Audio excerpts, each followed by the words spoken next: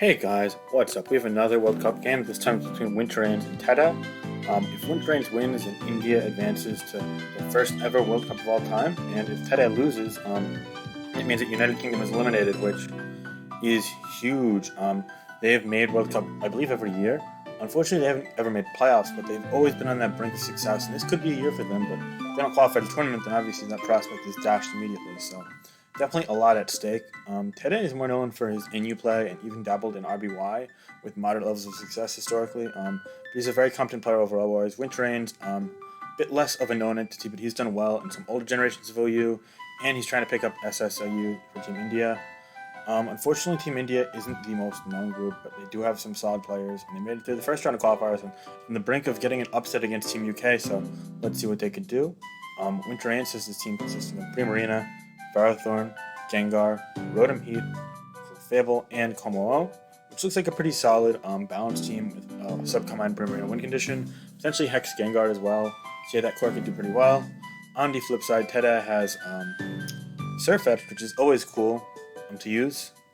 Choice Band Surfetch doesn't really have many counters on the opposing team, but there are pivots, so yeah, it might be dealt with okay. Also, Clefable, Mandibuzz, Jirachi, Seismitoad, and Dragapult. So yeah, it looks like a pretty solid team at his end. Maybe a little more closer to the bulky offensive side of the spectrum, but yeah.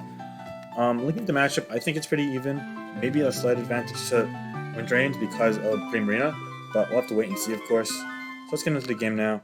We're going to see Farthorn lead off for Teddeh, for Winterains against Teddeh's Dragapult. Interestingly enough, we're not going to scout for like a Specs Fire move or a Wisp or anything. He's just going to go for Thunder Wave as it goes for Shadow Ball, and then double the Como, knowing that Specs damage, so he's going to get Rock Subs. Yeah, just fine start for Winterains after a pretty risky turn one, I'd say. He got Rock Sub there, and ruined the Fable, and then double to Surfetch, perhaps predicting on something else. But Gengar came in instead. Gengar subs as the close combat comes in. Yeah, it's just scrappy, so it does hit that, but at -1, he's in danger of potentially dying, and he's risking a Will-O-Wisp as well. So he goes to the Seismitoad on a Sludge Wave. So it's sub Sludge Wave, Hex, Wisp probably. Either way, the Seismitoad only took 23%, and then it went for Earthquake into the Farthorn, only doing 15%, so it's a bulky Seismitoad, not an offensive one. I assume that something like knockoff could be. No, he goes for Thunder Wave again. Perhaps predicting the Surfetch. I think that was a bit of an over prediction, but that's fine. Now the Clefable comes in on a Flamethrower, and it burns the Clef, which doesn't really matter a ton, besides Hex later on. That's cool, I guess. And then it goes for another Flamethrower as the Clefable goes for a Teleport instead of a Wish. I don't love that, but it's fine. Now he goes for Hex with the Gengar that came in against the Paralyzed Dragapult, but that only does 9% to Mandibuzz, so I don't love that either. And he brings the Primarina in, not on a knockup, but on a foul play, which is very good for Winterains. And then U-turn there, confirming that the Mandibuzz does not in fact have knockoff. He's going to let Primarina get a substitute up. Substitute Primarina is very threatening. If it's Scald Burns Jirachi, for example, which it might have a chance to on this Iron Head, and he does in fact get the burn, then that's really good for Winterains. Of course, he's got to be careful of things like Body Slam or Thunder Wave, but he's going to go to Farthorn knowing that possibility is coming. He goes for Body Slam. It only does 2% to the Farthorn, and while it does Para, he's going to take the Iron Barb damage. And as Burn gets leftovers, that leaves the Jirachi at around 2/3 health, whereas the Farthorn's healing each turn with leftovers. Finally, he's going to go Gengar on a Wish, forcing this out. It probably only means the Mandibuzz can come in safely, but he likes to go Seismitoad as it's still at 77%, and Hex is only going to do 32% to it, so between Wish and leftovers, the Seismitoad's going to be back to 99%. That, of course, is going to allow Farthorn to come in and take another Earthquake. This time around, he still does under 20%, doing 17% there. And that is going to force out the Seismitoad. It doesn't look like Teddeh has a ton of things to handle the Farthorn, but Winterains is going to get a bit eager to attack what's in front of him, click Power Up, which is going to miss into the Jirachi. And now, assuming it doesn't have knockoff at this point, given that he didn't click it yet, yeah, he just switched out the Gengar on a Wish, and Seismitoad comes out again on a substitute. So I wonder if he's going to finally get a Will-O-Wisp off on the Seismitoad, which is going to power up the Hex and let him live in Earthquake. But no, he just goes for Sludge Wave. I don't understand that play. Is he not Will-O-Wisp? Is he paranoid of the Mandibuzz? Or is this like sub-nasty plot Hex? I don't quite know, but I can't make sense of it yet. Either way, Stealth Rocker set. And now the Dragapult comes in on the Farthorn, which came in against the Seismitoad, and it sets up Spike, so that's great, as it's going to force more switches. And I assume a Hex is coming here. So yeah, that Specs Hex is 45 to Rotom. The Rotom goes for Overheat just to chip it. It does 29% here, as the follow-up Hex does another 52%, leaving it 3%. The -2 Rotom isn't going to be of much use against that Dragapult, but the -2 Overheat isn't going to be much use against that, so it's only does 12% there.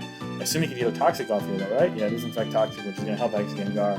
As Skull takes out the Rotom Heat, giving us the first kill of the game on turn 28, making it 6-5 Teddeh, but I think Winterains has a pretty sizable advantage at this point, especially because Earthquake just was shrugged off by that Clefable, doing a mere 30% to a likely special defensive variant.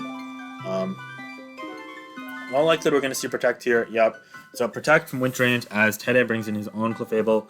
That makes some sense there, but Calm Mind Clef is not going to be able to do much good here as Gengar comes in. And you got to assume that it's going to be able to 2-KO this.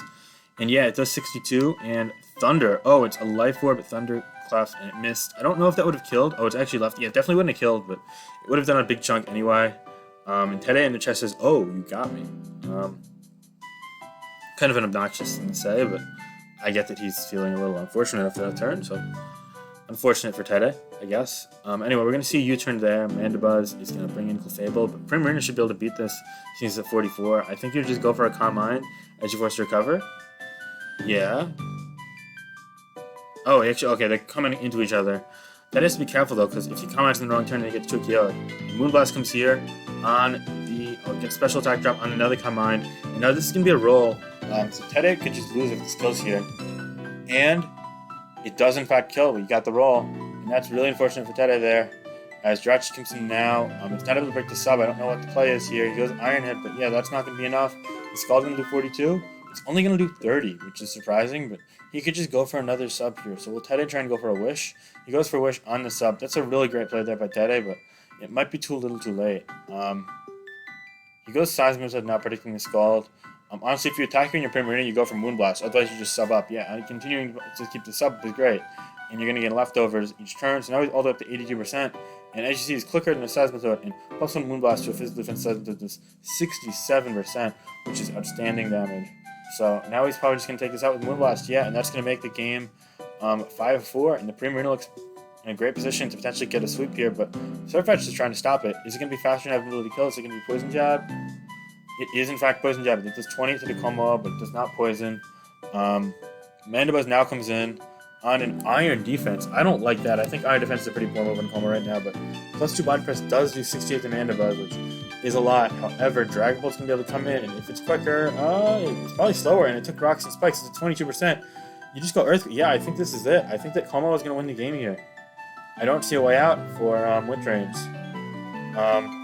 Teddeh as well, excellent game, top series, have a fun World Cup, lads. And you know what, that's actually a really nice way to close it out. So big shout outs to UK for showing good sportsmanship, and big congratulations to Team India, who was able to make their first World Cup. This is really cool. I have the utmost respect for them, and I hope they have an enjoyable World Cup experience. Alright guys, peace.